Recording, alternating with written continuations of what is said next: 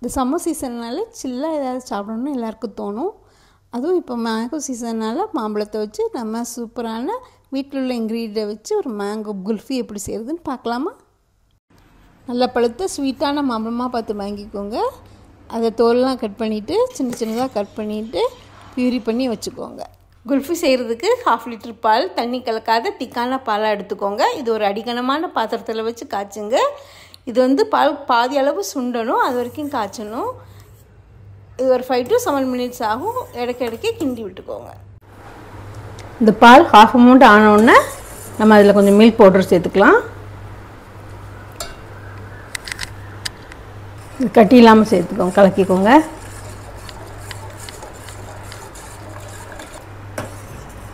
இது கொஞ்சம் திக்காக இருக்கும் பால் இது.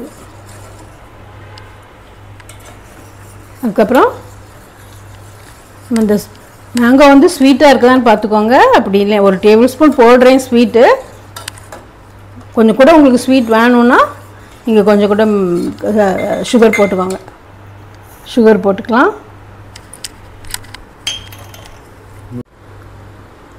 1/2 டேபிள்ஸ்பூன் கார்ன்ஃப்ளவர் எடுத்துகிட்டு அதை தண்ணியிலையோ பால்லையோ கலக்கி இதில் விடலாம். அது திக்னஸ்க்காக வேண்டி விட்டுலாம்.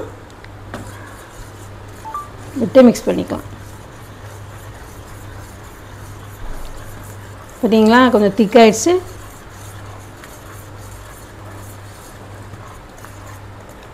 லைட்டாக ஒரு கொதி வந்தோடனே நம்ம இதை ஆற வச்சுக்கலாம்.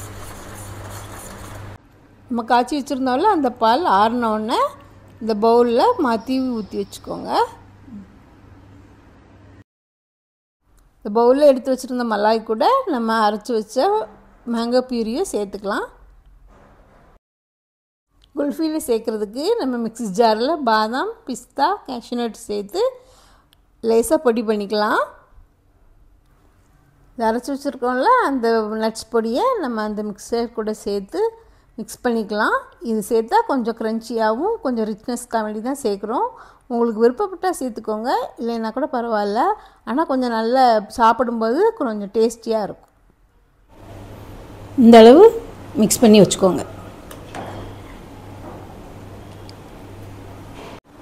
நம்ம கப்பில் குல்ஃபி இது செய்ய போகிறோம். உங்கள் வீட்டில் குல்ஃபி மோல்டு இருந்தால் அதை யூஸ் பண்ணிக்கோங்க. அப்படி இல்லைன்னா கூட பரவாயில்ல, இந்த மாதிரி சின்ன சின்ன கப் இருந்தால் அதை யூஸ் பண்ணிக்கலாம். இந்த கப்பில் நம்ம செஞ்சு வச்சுருந்த அந்த மிக்சரை இப்படி ஃபுல்லாக ஊற்றிக்கோங்க. இதை எப்படி க்ளோஸ் பண்ணி வச்சுக்கோங்க.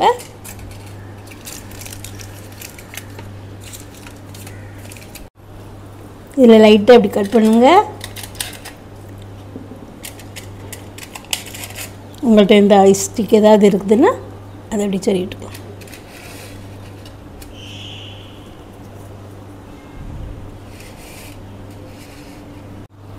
இது மாதிரி உங்கள்கிட்ட ஒரு குட்டி குல்ஃபி பாட்டில் இருந்ததுன்னா அதில் கூட ஸ்டோர் பண்ணிக்கலாம்.